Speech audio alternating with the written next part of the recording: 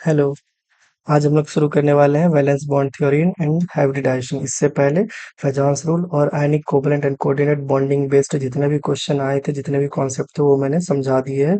इसमें फेजांस रूल में टोटल दो लेक्चर लगा था और आयनिक कोवलेंट एंड कोऑर्डिनेट में 2 लेक्चर लगा था। ये दोनों आप देख लीजिएगा, प्लेलिस्ट में होगा। ठीक है। उसके बाद आज शुरू करते हैं valence bond theory and hybridization. First question, valence bond theory of L Pauling and J C Slater account for characteristic of covalent bond. देखो, इसको तो या तो फिर डायरेक्ट याद रख लो, डायरेक्शनल इन नेचर, या फिर थोड़ा सा समझ लो वैलेंस बॉन्ड थ्योरी होता क्या है। ठीक है। पहली बात तो कुछ बॉन्ड से रिलेटेड है। अब कौन से बॉन्ड से रिलेटेड है? तो वैलेंस बॉन्ड। वैलेंस क्या होता है? मतलब अगर सपोज हम कार्बन का चर्चा करें, कार्बन का अगर इलेक्ट्रॉनिक कॉन्फ़िगरेशन निकाले तो 1s2 2s2 2p2। इसका जो वैलेंस इलेक्ट्रॉन है वो ये है। तो बॉन्डिंग में जो ये वैलेंस इलेक्ट्रॉन पार्टिसिपेट करेगा, उस तरह का जो भी बॉन्ड बनेगा, उसको वीवीटी से समझेंगे, वैलेंस बॉन्ड थ्योरी से समझेंगे। ठीक है। अब ये वैलेंस इलेक्ट्रॉन है, ये बॉन्डिंग में जा रहा है। किस तरह की बॉन्डिंग में ये जा रहा है? दो इलेक्ट्रॉन है, एकदम इलेक्ट्रोपॉजिटिव एटम नहीं है, तो डायरेक्ट डोनेट कर देगा, ट्रांसफर कर देगा और आयनिक बॉन्ड बना लेगा। ये तो पॉसिबल नहीं है। ठीक है? ये बनाता है कोवेलेंट बॉन्ड। तो वीवीटी किससे रिलेटेड है? कोवेलेंट से, कोवेलेंट बॉन्ड से रिलेटेड। ठीक है। अब कोवेलेंट बॉन्ड बनाएगा कैसे? ठीक है। शेयरिंग से बनाएगा। किसकी शेयरिंग? इलेक्ट्रॉन की। तो इसमें क्या शेयर करेगा? ये चारों इलेक्ट्रॉन शेयर करेगा या फिर दो इलेक्ट्रॉन शेयर करेगा? क्योंकि अगर इसका आप देखोगे, कार्बन का electronic configuration 1s2 2s2 2p2, तो ये तो फुल है, ये भी फुल है। एक दो, इससे तो हमको यही लग रहा है सिर्फ ये पी ऑर्बिटल जाएगा बॉन्डिंग में, बट ऐसा नहीं होता। ये पूरा जाता है। वो कैसे जाता है वो हाइब्रिडाइजेशन में हम समझा देंगे, आज ही समझाएंगे, हाइब्रिडाइजेशन में ही समझा देंगे हम, ये कैसे होता है हाइब्रिडाइजेशन। अब बॉन्डिंग के लिए सबसे जरूरत क्या, सबसे बड़ी चीज क्या है? सपोज अगर वैलेंस बॉन्ड थ्योरी हम पढ़ रहे हैं, उसमें कोवेलेंट बॉन्ड बन रहा है। कोवेलेंट बॉन्ड कैसे बन रहा है? तो शेयरिंग ऑफ इलेक्ट्रॉन से। ठीक है। Sharing of electron. Electron share कैसे करेगा? जैसे ए के पास एक इलेक्ट्रॉन है, बी के पास एक इलेक्ट्रॉन, तो शेयर कैसे करेगा? ऐसा नहीं कि ये इसको फेंक देगा, ये इसको फेंक देगा, ऐसे तो नहीं होगा। इसको तो शेयरिंग नहीं बोलेंगे। शेयरिंग के लिए क्या होता है? इसका ऑर्बिटल और इसका ऑर्बिटल आपस में ओवरलैप करता है। अब ओवर जैसे ये ए है, इसका ऑर्बिटल ये है, अब बी है, इसका ऑर्बिटल ये है, तो ये अपना इलेक्ट्रॉन इसको शेयर करेगा, ये अपना इलेक्ट्रॉन इसको शेयर करेगा, उससे बॉन्ड बनता है। हमको ओवरलैपिंग समझना होगा। किसका ओवरलैपिंग? ऑर्बिटल का। अब ऑर्बिटल कितने टाइप के होते हैं जहां तक पढ़ना है आप लोग को, तो 3 ऑर्बिटल पढ़ लो तो काफी है। एस ऑर्बिटल, पी ऑर्बिटल और डी ऑर्बिटल। अब एस ऑर्बिटल का शेप कैसा होता है? सबको पता है, गोल होता है। पी ऑर्बिटल का क्या होता है? डंबल शेप का होता है। डी ऑर्बिटल का क्या होता है? डबल डंबल होता है। अब एस में या तो पॉजिटिव चार्ज होगा या फिर निगेटिव चार्ज होगा। एक में या एक में पॉजिटिव हो सकता है तो दूसरे में निगेटिव भी हो सकता है। या तो पॉजिटिव होगा, नहीं तो निगेटिव होगा। ऐसा नहीं कि इसमें पॉजिटिव है इसमें निगेटिव, दोनों, ये नहीं होता है। इसमें एक ही होता है। चलो हम पॉजिटिव इसको मान के चलते हैं। पी में क्या होता है? एक पॉजिटिव लोब होगा, एक निगेटिव लोब होगा, इसको लोब बोलते हैं। ठीक है। एक पॉजिटिव लोब, एक निगेटिव। इसमें क्या होता है? एक पॉजिटिव तो इसके सामने वाला निगेटिव, फिर ये अगर ये पॉजिटिव तो इसके सामने वाला निगेटिव, ऐसे होता है। ठीक है। अब इसका ओवरलैप कैसे होगा? सपोज अगर एस ऑर्बिटल है जो प्लस है, फिर दूसरा ऑर्बिटल जो है एस, वो भी प्लस है। इस तरह का जो ऑर्बिटल होगा, सेम लोब इंटरेक्शन, ये फिजिबल है। अगर वही हम ये बोले एक प्लस है एक माइनस है, ये, तो ये फिजिबल नहीं है। ठीक है। इस तरह से जो बनेगा वो बॉन्डिंग में जाएगा। मतलब ये बोल सकते हैं इसके बीच बॉन्डिंग हो रही है। इसके बीच क्या हो रही है? एंटी बॉन्डिंग हो रही है, बॉन्डिंग के डायरेक्ट अपोजिट। ठीक है। अगर पी ऑर्बिटल की बात करें तो सपोज पी ऑर्बिटल एक ये है, एक ये है। ठीक है। इसमें ये प्लस चार्ज है, इसमें ये माइनस चार्ज है, इसमें ये प्लस चार्ज है, इसमें ये माइनस चार्ज है। इस तरह का जो अगर ओवरलैप होगा तो नहीं पॉसिबल है, क्योंकि प्लस माइनस के साथ कर रहा है, प्लस माइनस के साथ कर रहा है, ये फिजिबल नहीं है। इसको अगर ऐसे समझे हम, ये है, ये भी है, ये प्लस चार्ज है, ये प्लस चार्ज है, ये माइनस चार्ज है, तो ये माइनस चार्ज है, तो ये अट्रैक्शन पॉसिबल, और ये टू लोब इंटरेक्शन है। इस तरह से जो बॉन्ड बनता है उसको पाई बॉन्ड बोलते हैं। ठीक है। वही अगर पी ऑर्बिटल की बात करें, सपोज ये देखो, ये प्लस चार्ज है, ये माइनस है,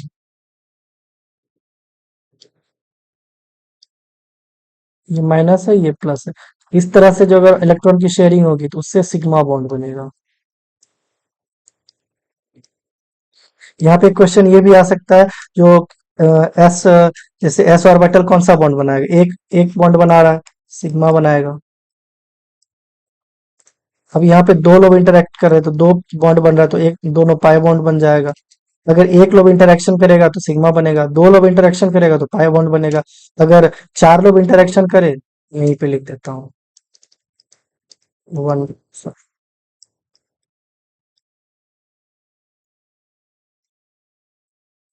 वन लोग, वन लोग, टू लोग, टू लोग, फोर लोग, फोर। इसमें सिग्मा बनता है, इसमें पाई बनता है, और इसमें डेल्टा बॉन्ड बनता है। ठीक है।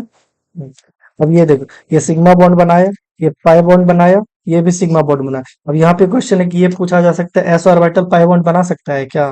तो नहीं, क्यों नहीं बना सकते, क्योंकि वन लोब इंटरेक्शन है, उसके पास दो लोब है ही नहीं। अब अगर ये पूछे, जो डी ऑर्बिटल पाई बॉन्ड बना सकता है क्या, इसमें तो चार लोब है, तो डायरेक्ट ये नहीं बोल रहा चार लोब इंटरेक्शन है तो सिर्फ डेल्टा बॉन्ड बनाएगा। पाई बॉन्ड भी बनाता है। पाई बॉन्ड कैसे बनाता है, वो देख, ये प्लस चार्ज, ये प्लस चार्ज, ये माइनस, ये minus,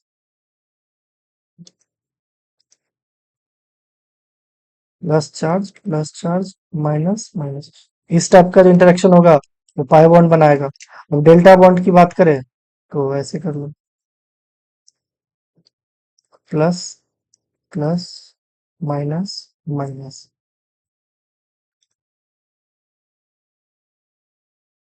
plus, plus, minus, minus. देखो, दोनों ऑर्बिटल सेम है, इसको उठा के डायरेक्ट इसके ऊपर रख दो, ये इसके साथ बॉन्डिंग में जाएगा, ये इसके साथ बॉन्डिंग में जाएगा, ये इसके साथ बॉन्डिंग में जाएगा, और ये इसके साथ बॉन्डिंग में जाएगा। इसके जस्ट ऊपर रख देना है। ठीक है। इससे जो बनेगा उसको डेल्टा बॉन्ड बोलते हैं। ठीक है। तो वीवीटी में हमें ये समझना होता है जो ऑर्बिटल ओवरलैप कैसे करते हैं, ओवरलैप करने से कौन सा बॉन्ड बनता है, किस टाइप का बॉन्ड बनता है, उसमें किस टाइप का इंटरेक्शन होता है। तो ये जो होता है वन लोब, या टू लोब, या फिर फोर लोब। अब देखो, ये प्लस चार्ज है, ये माइनस चार्ज है, ये माइनस चार्ज, ये प्लस चार्ज, ये किसी सर्टेन डायरेक्शन से आया है तो ही बॉन्ड बना है। ऐसा नहीं कि ये इधर से उठ के आ जाएगा तो बॉन्ड बना लेगा, नहीं, इसका एक डायरेक्शन होता है। तो इस वजह से इस तरह से जो बॉन्ड बनता है उसको कोवेलेंट बॉन्ड बोलते हैं, और कोवेलेंट बॉन्ड का डायरेक्शन होता है कुछ, तो वही है यहाँ पे। तो इसका आंसर ए हो जाएगा। In the case of nitrogen, NCl3 is possible but not NCl5, while in the case of phosphorus, PCl3 and PCl5 are possible. It is due to, देखो, दोनों तो एक ही फैमिली का है, नाइट्रोजन फॉस्फोरस। अगर इसके वैलेंस शेल की बात करें तो 2s2 2p3 होता है। इसकी अगर वैलेंस शेल की बात करें तो 3s2 3p3 होता है। बट इसमें एक और ऑर्बिटल होता है 3d0, ये वैकेंट ऑर्बिटल होता है, इसलिए लोग इसको जल्दी याद नहीं करते, बट ये होता है इसका। अब इसमें देखो, ये कितना बॉन्ड बना सकता है, ये 2s हो गया, 2 3, इसमें तीन ही बॉन्ड पॉसिबल है। ठीक है। अब ऐसे तीन बॉन्ड नहीं बनता, ये तो जस्ट मैंने समझाने के लिए बता दिया। पहले ये s और p ऑर्बिटल आपस में मिक्स होके हाइब्रिड ऑर्बिटल बनाते हैं,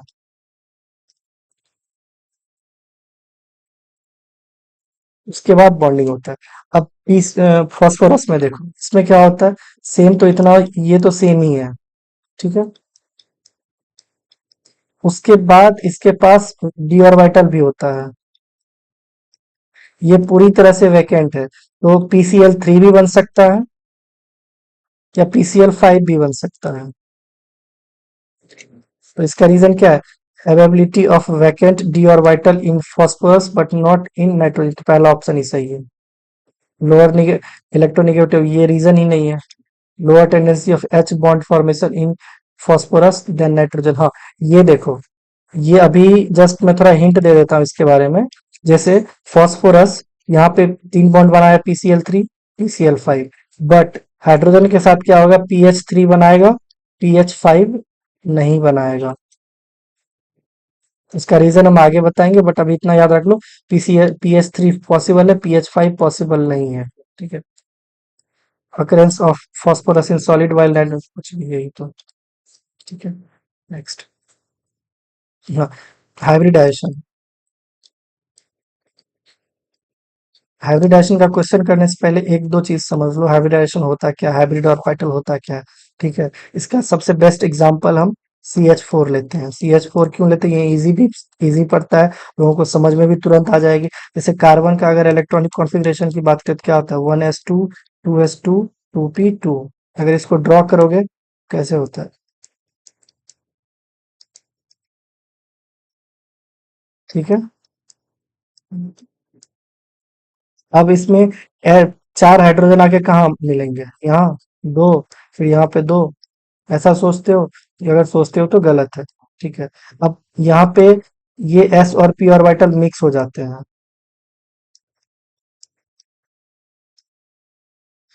इसमें चार आ जाएगा। अब इसमें चार हाइड्रोजन आके जुड़ते हैं, तो इसलिए CH4 बनाता है। सॉरी। अब ये दोनों आपस में मिक्स क्यों हुए? क्यों हाइब्रिड ऑर्बिटल बनाए? वो सब हम समझते हैं हाइब्रिडाइजेशन में।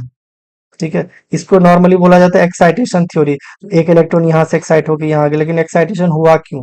देखो, अगर इसको एक छोटी सी स्टोरी से समझोगे तो ऐसे समझो। कार्बन के पास ये 2s2, 2p2 था। इसको p ऑर्बिटल में कितना, चार इलेक्ट्रॉन और फिल करने थे। अब ये चार इलेक्ट्रॉन फिल कैसे करेगा? किसी चार को बुलाएगा बॉन्डिंग के लिए। ठीक है। अब कार्बन बुला रहा है किसी चार को, चार इलेक्ट्रॉन आ जाए तो बॉन्डिंग में रहा हो जाए, तो चार हाइड्रोजन उठ के आ जाते हैं, चलो हम तुम्हारे साथ बॉन्ड बनाते हैं। ठीक है। अब चार हाइड्रोजन यहाँ आके खड़े हैं, तो इसको बॉन्ड बनाना है इसके साथ। कैसे बॉन्ड बनाएगा? हाइड्रोजन तो फिर सिर्फ 1s1 होता है, इसके पास तो s ऑर्बिटल है। ठीक है। और यहाँ पे p ऑर्बिटल है। s और p मिक्स कैसे होगा? हाइब्रिड ऑर्बिटल के लिए क्या चाहिए? एस एस के साथ मिक्स होगा, या अगर पी की बात करें तो सिर्फ पी के साथ मिक्स होगा, एस के साथ तो होगा नहीं। अ, हाइड्रोजन आएगा बॉन्ड बनाने, बट अरे तुम्हारे पास तो पी ऑर्बिटल है, मैं क्यों बॉन्ड बनाऊं, ये जाने लगता है। पी बोलता है, नहीं नहीं, रुको रुको, मेरे पास एस भी है। फिर ये अपने एस के पास आता है, तो फिर ये एस और पी मिलके एक हाइब्रिड ऑर्बिटल बना लेते हैं। अब हाइब्रिड ऑर्बिटल कैसा होगा? सपोज ये एस ऑर्बिटल है, ठीक है। अब ये पी ऑर्बिटल है। ये दोनों आप पहले आपस में इंटरेक्शन करते हैं, ये इस तरह का बना लेते हैं। अब ये बोलता है अब आ जाओ बॉन्ड बना लो, तो हाइड्रोजन का जो एस है और ये इधर से बॉन्ड बना लेता है। ठीक है। इसीलिए ये एक इलेक्ट्रॉन उठ के इधर आता है, जिससे हाइब्रिड ऑर्बिटल बनते हैं, फिर जाके ये बॉन्ड बनता है। ठीक है।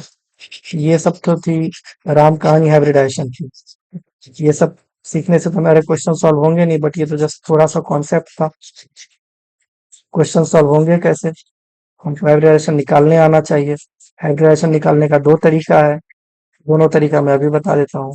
पहला तरीका है फॉर्मूला बेस्ड, दूसरा तरीका है आपको स्ट्रक्चर आना चाहिए। फॉर्मूला बेस्ड क्या है? अगर हाइब्रिडाइजेशन का फॉर्मूला निकालने जाओ तो 1/2 वैलेंस सेल सेंट्रल एटम का, फिर plus monoatomic atom, minus cationic charge यानी positive charge, plus anionic charge. ठीक है। ये फॉर्मूला है, या तो इसके थ्रू निकाल लो या फिर हमें स्ट्रक्चर आना चाहिए। अब इसके थ्रू सपोज हमारा 2 आया, 3 आया, 4 आया, 5 आया, 6 आया, अभी यहीं तक देख लो, उससे आगे भी है बट देखेंगे। अगर 2 आया, SP 3 आया तो SP2, चार आया तो sp3, पांच आया तो sp3d। डी क्यों? क्योंकि पी के पास तो तीन ही ऑर्बिटल होते हैं ना, एक दो तीन, फिर डी आ गया, फिर sp3d2। ये, अब ये है एच की वैल्यू। एच की वैल्यू टू आएगा तो एस पी, इसमें ऐसा तुम याद रख सकते हो, देखो एस का वैल्यू वन, एक ही ऑर्बिटल है। डी के पास तीन है, डी के पास पांच है। सपोज हमारे पास दो आया, ठीक है, दो वैल्यू आया, एक तो एस का आ गया, ठीक है, एक एस का आ गया। अब एक बच गया तो वो एक पी का आ गया। अब सपोज तीन आया, तो दो एस तो होगा नहीं, एस तो एक ही होगा, पी दो हो जाएगा। अब सपोज तीन आ गया, तीन का ये चार आ गया वैल्यू, एक तो एस आ गया, अब पी तीन आ गया। अब चार देखो, चार, एक एस आ गया, फिर तीन पी, एक दो तीन चार, सॉरी, हाँ, चार का तो यही हो गया ना, एक दो तीन चार। ये पांच का एक दो तीन चार। अब पी ऑर्बिटल तो आएगा नहीं, तो यहाँ पे डी आ जाता है।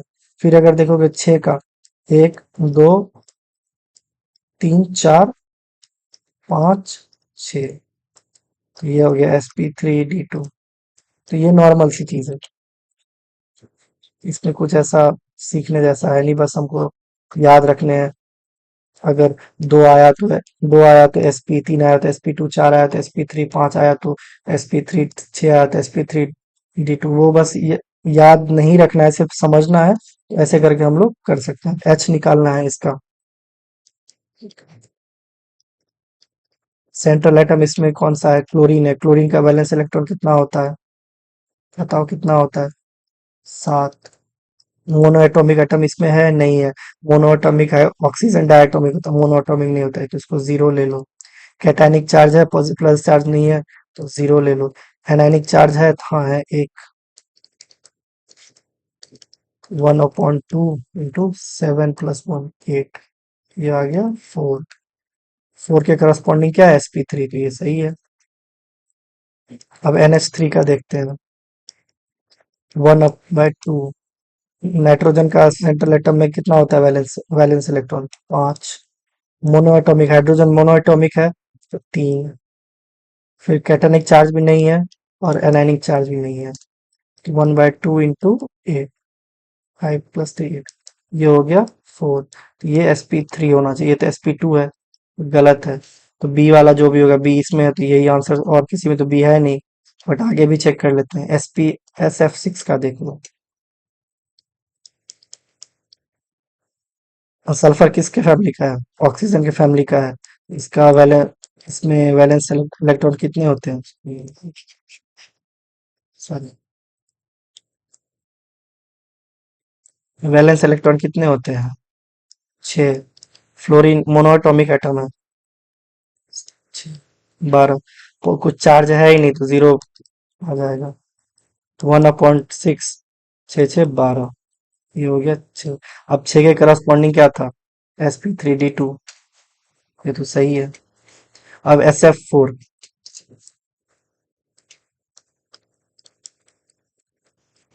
1/2, six plus four minus zero plus zero, 1/2 into two five. Five के करस्पॉन्डिंग क्या है? sp3b। तो ये भी करेक्ट है।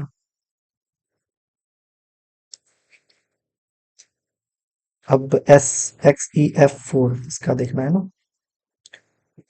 चलो नेक्स्ट पेज पे देखते हैं।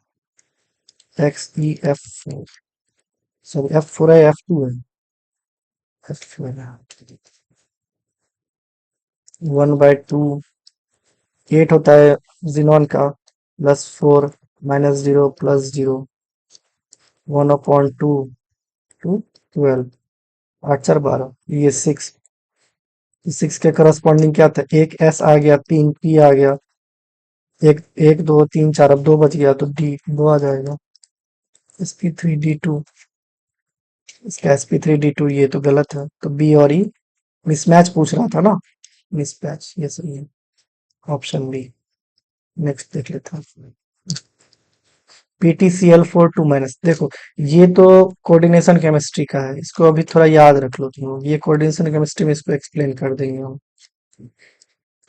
ये सीधा देख लो, 4 है तो ये स्क्वायर प्लेनर बनाता है, square planar B2S, sorry 4 bond है ना, तो BsP2 आता है। ये तुम याद रखिए फिलहाल के लिए, ये तो एक्सप्लेन कर देंगे कोऑर्डिनेशन केमिस्ट्री में। अब Br56,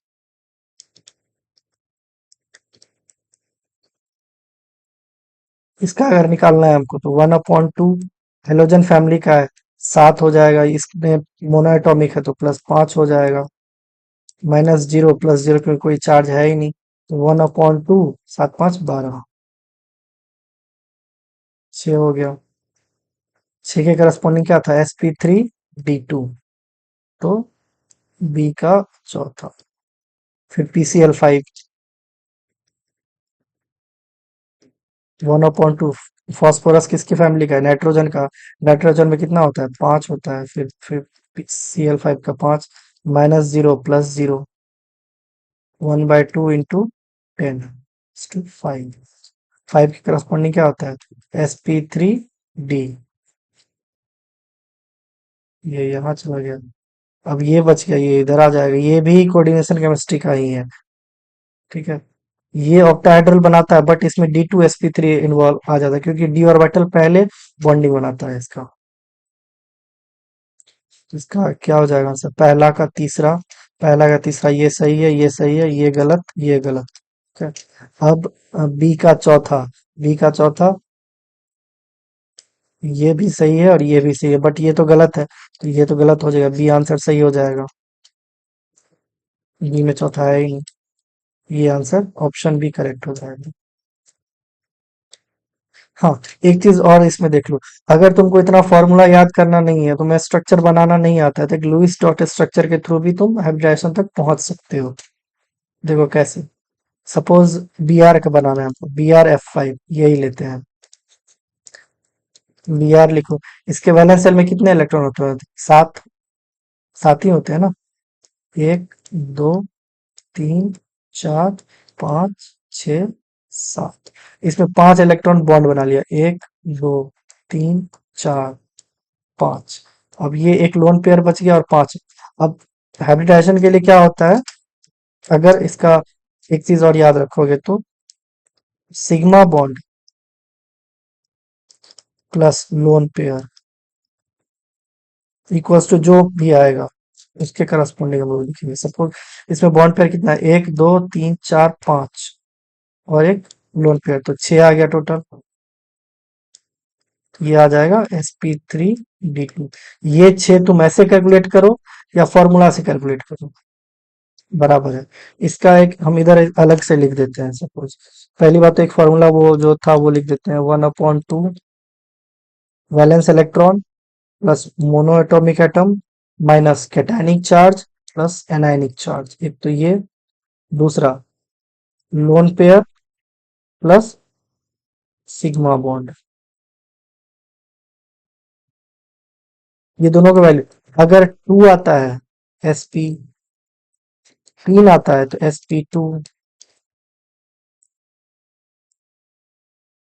4 आता है sp3, 5 आता है sp3d, 6 आता है sp3d2, अभी इतना। अगर इसका बॉन्ड एंगल की बात करें, बॉन्ड एंगल भी अभी बता दें या बाद में बताएं, चलो अभी बता देते हैं। sp का बॉन्ड एंगल 180 होता है, sp2 का बॉन्ड एंगल 120 होता है, sp3 का बॉन्ड एंगल 109 के अराउंड होता है, sp3d2, इसमें दो तरह का बॉन्ड प्रेजेंट होता है, 90 डिग्री और 120 डिग्री, और sp3 90 डिग्री। sp3 का स्ट्रक्चर अगर देखोगे, हाँ,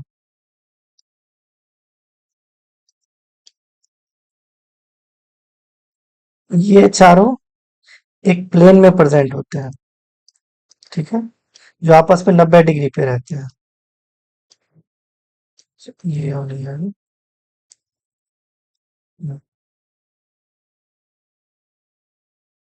चलो बड़ा स्टार्टिंग से बना देते हैं, sp,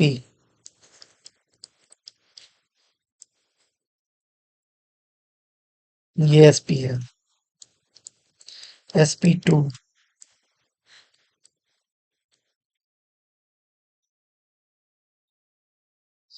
ये 120 रहता है,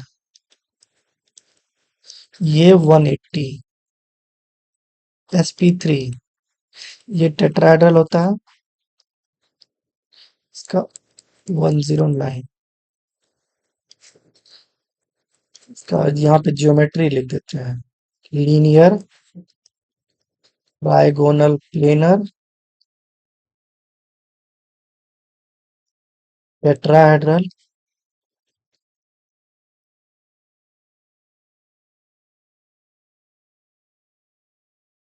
sp3d2। इसका पहले इधर स्ट्रक्चर देख लो, फिर ये समझ लो।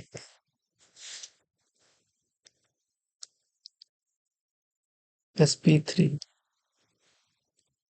एक, दो, तीन, चार, पांच, ये एक प्लेन में होते हैं, और इस प्लेन के एक ऊपर दूसरा नीचे, ये होता है ट्राइगोनल बाइपिरामिडल। ठीक है। sp3d2 इसकी बात करें तो ये एक प्लेन में चार रहते हैं जो 190 डिग्री से है। फिर उसके बाद एक ऊपर एक नीचे।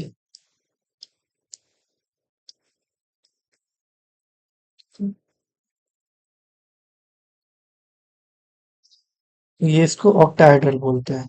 इसमें 90 डिग्री होता है। ये चारों आपस में 90 डिग्री से, और एक ऊपर भी 90 डिग्री से और एक नीचे भी 90 डिग्री से। अगर इसमें बात करोगे तो ये तीन एंगल है जो 120 डिग्री पे है, और इसके जस्ट 90 डिग्री अबव है और एक 90 डिग्री नीचे है। इसमें दो था।